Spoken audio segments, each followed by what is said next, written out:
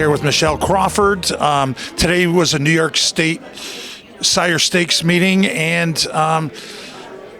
Michelle, I knew you had some very important things to help make New York back to where it was, or even better with the competition. Could you tell us a little about that?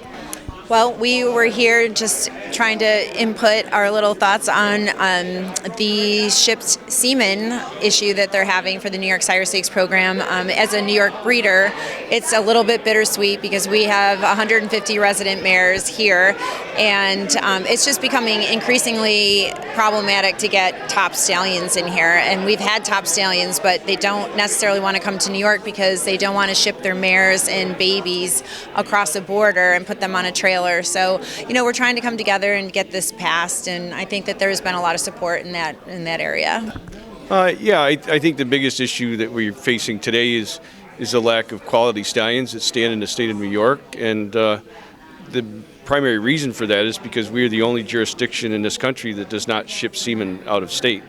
We're not allowed to in order to have a New York eligible horse. So to that end, a lot of stallions that are coming out, new faces, new blood, new pedigrees, are going to other states where they can ship the semen out and know that their stallions are going to have full books of mares for at least the first 3 years that they're there. That's revenue that they're not going to get by coming to New York and breeding books of 40 mares when they can breed in other stallion places in Pennsylvania or Ohio or Indiana and breeding 140 mares. So we're behind the eight ball, and we have been for a while. Our number of mares bred has been sliding in this state, and we need to open our borders and come up to the times and get back to work. I noticed that a lot of people had to say, so I hope they're listening up in New York, because this is very important, and we thank you so much for bringing that up, and we want to put New York back to number one. Yeah, New York needs to go back to number one, because we were, and time's passed, and it's time for us to get up to speed, to be modern, to take the shackles off the breeding farms. Let us bring our horses in and ship our semen. One of the first things that we addressed here today was the shipped semen outside New York State's borders, and that's a very important issue, and I think that we finally need to take that step, and hopefully the governor will pass that legislation.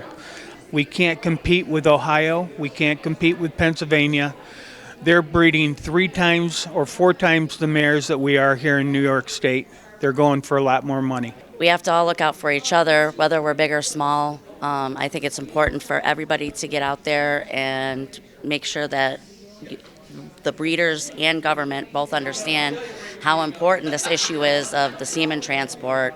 It would just be absolutely remarkably great for New York State to have this option to do this. It would bring in a lot more mares. It would bring in a lot more options for breeders that are not in New York.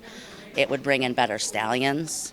It's really important, and this was a really good listening session today. They did a fantastic job. There were a lot of good points brought. The New York bred option is an absolutely fantastic idea. It will keep horses here, and it will give us guys a lot of opportunity to race for a little bit more money because we have the New York breds, which is what we're working for. Okay, we had a great meeting here at Vernon Downs. It was all about New York Sire Stakes, and it was a listening meeting. And Executive Director, I believe that's your title? Yes, sir. And we welcome you to New York. We're so happy to have you here. Could you tell us a little bit what you learned today and what your goals are? The goal was to solicit feedback from the industry and stakeholders about recommended changes to the program, specifically the shipped semen issue. And I think we've gotten a lot of great feedback, first in Goshen and now here in Vernon. We're hearing from the breeders and what they want regarding the closed border policy, current policy that we have, and whether that change in conjunction with other changes might be good for the program in general.